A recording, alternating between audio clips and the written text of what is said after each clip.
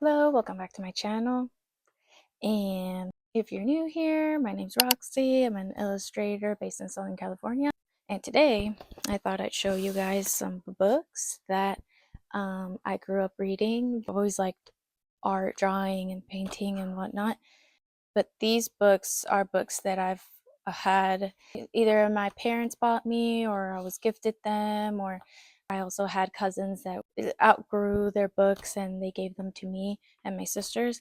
And these books are really important to me as an artist because I would always pick these up to read and also look at the pictures. I would read the books, but I'd pick out the books that I was in the mood to flip through and just look at all the pictures inside.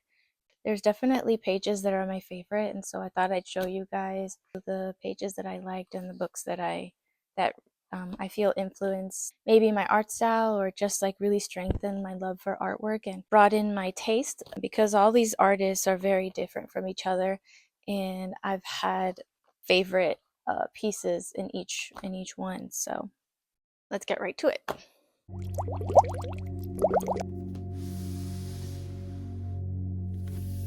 The first book is Girls Rule by Ashley Rice, and this is definitely a favorite of mine. I picked this one up a lot. It's filled with inspirational messages and really comforting words, and I think they're really sweet. It makes me a little emotional to know that I had this book and that it was one of my favorites, that I would pick it up all the time to look through it, and it really makes me think I should probably pick this up again and look through it today, because it really serves as a reminder to myself that I'm a good person, that I'm loved, that I do the best that I can, that I work hard all the time.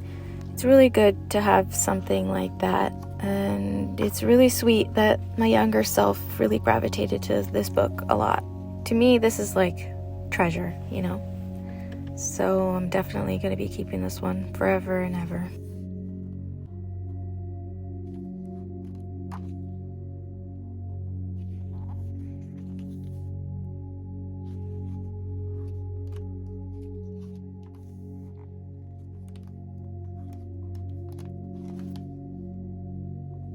The Snowy Day by Ezra Jack Keats is a book that I didn't know its reputation. I didn't know that it was really popular or famous. I had just recently found out on TikTok actually that it's New York's most checked out book in the public library or something like that. And, I get it. It's definitely one I flipped through a lot. I was so in love how it's paper cutouts. I just really love the pictures in this book. I would read it over and over, and I would take my time with it too, just to look at all the pictures. It never ever got old.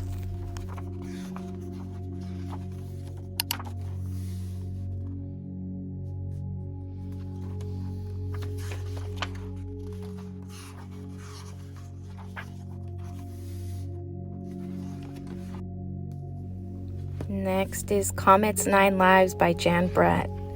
And I love this book.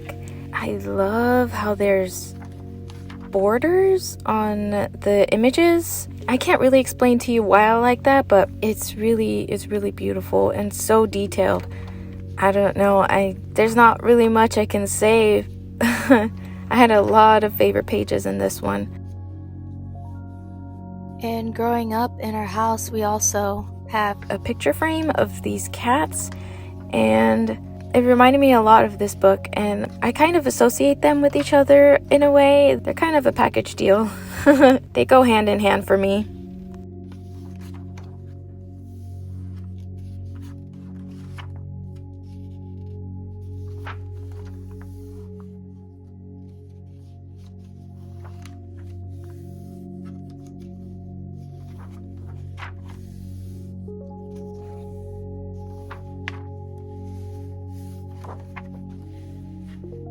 And real quick before we move on to the next book, here's that picture I was talking about. Doesn't it remind you of the book I just showed you? I love them so much. Next, Discover My World, Ocean by Ron Hershey, illustrated by Barbara Bash. This one, it's kind of like an I Spy book. In the top corner, you'll see a zoom in of the entire image, and you have to look through the picture to find what they're highlighting. I really, really love watercolor, and I think this book is why.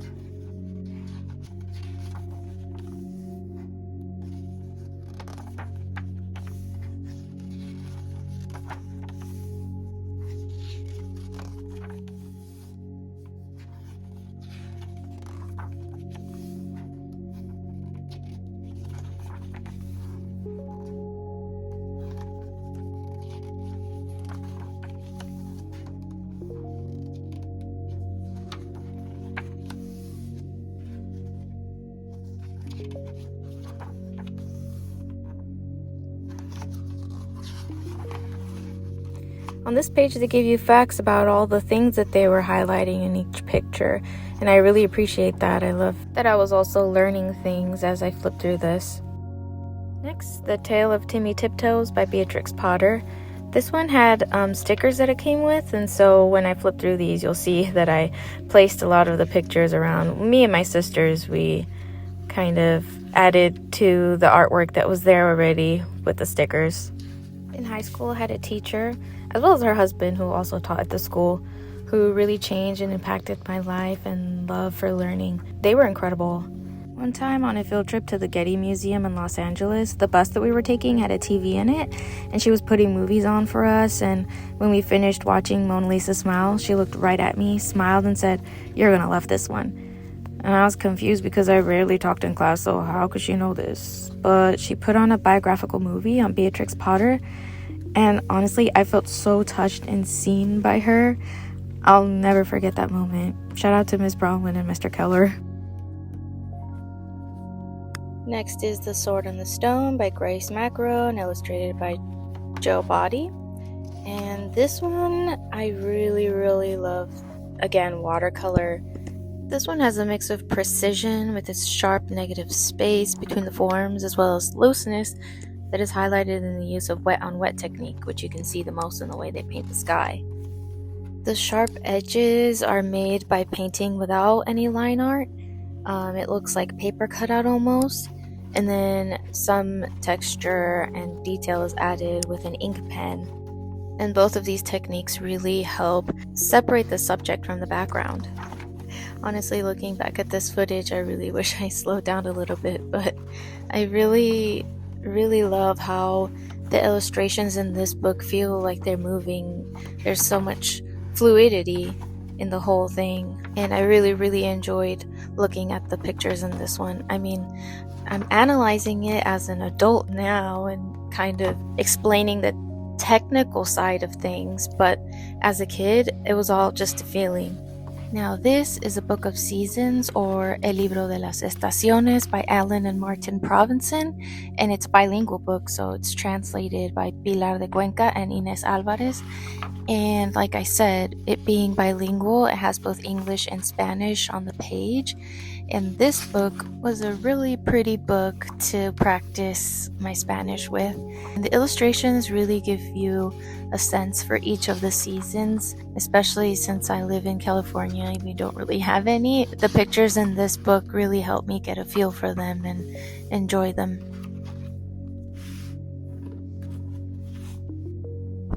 Another bilingual book, The Bossy Gallito, or El Gallo de Bodas, is a Cuban folktale retold by Lucia M. Gonzalez and illustrated by Lulu de Lacre. And just like the last book, it has both English and Spanish. Where the text goes, there's like a circular cutout with an illustrated border, and on the next page it has the same shape but with the illustration on the inside.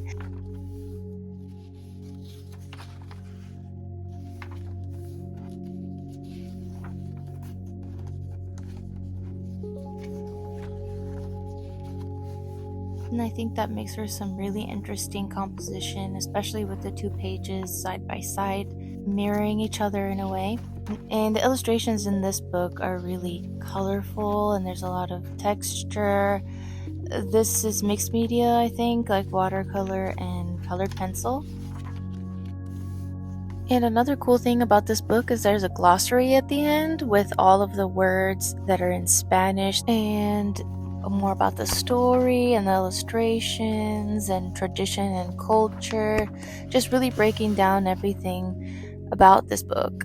And I think that's really, really cool to have. This next book is a pop-up book, Nature's Hidden World by Ingrid Selberg and illustrated by Andrew Miller. Now, sadly, as you're about to see, a lot of the pop-up elements of this book are ripped, very damaged. It's kind of sad. Some of the things still work, but regardless, the images that still remain are very, very beautiful and very detailed. Again, watercolor and color pencils seem to be something I gravitate towards a lot. I feel like I want to search for a new copy of this book somehow to replace this one, because it truly is beautiful, and I think I would like to be able to see what it's meant to be interacted with.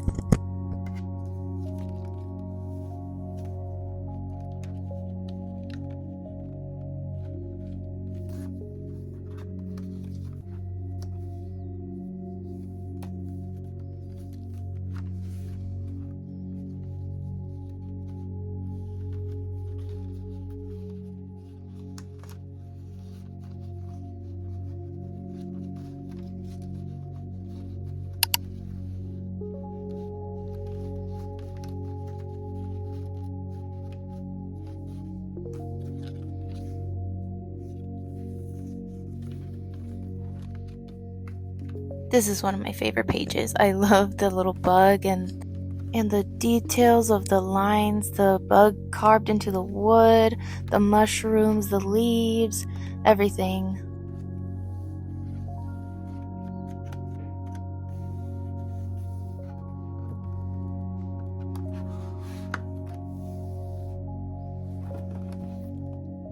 This next book is by Jeanette and Jonah Winter. It's a biographical book on Diego Rivera. It's also a bilingual book.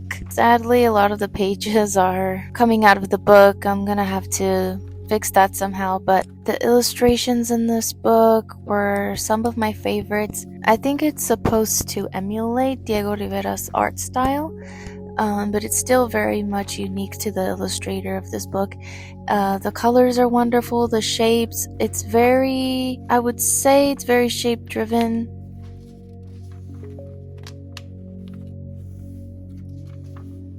I think that's one of my favorite pages.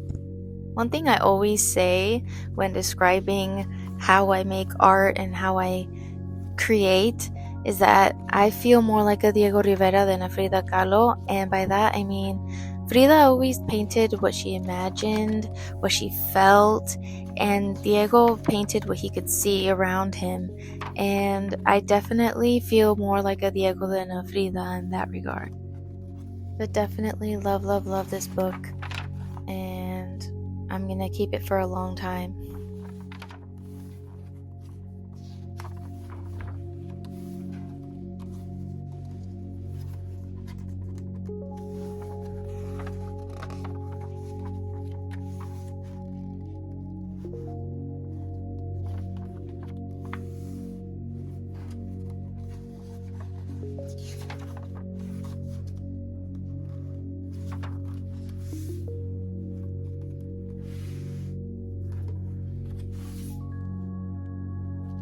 And the last book is Frida by Jonah Winter and illustrated by Ana Juan.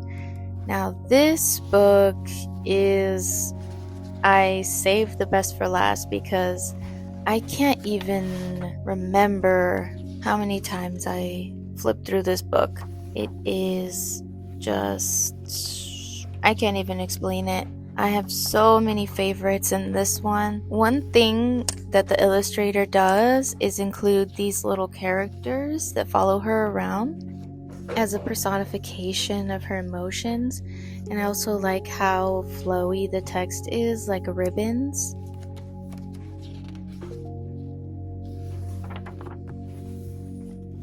Now, I have my opinions on both Diego and Frida, but you can't deny their work was very impactful, very colorful, especially Frida's, a lot of emotion, a lot of symbolism. And I think this illustrator, I don't know, they knocked it out of the park for me. Um, it's it's a little bit emulating her, but at the same time, it's so unique to the illustrator that I'm just speechless. Like, literally, I have nothing to say. I love this book.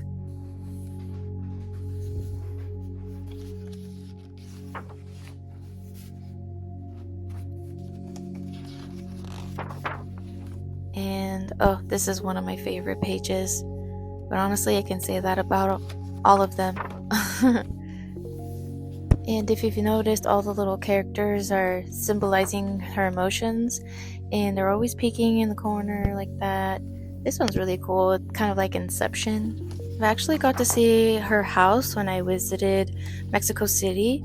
Her house is in Coyoacan, and it was a really great experience. In these books, I really like that there's an artist note that lets the artist talk about their process and the research that they've done. I think it's really cool to highlight the artist of a book like that.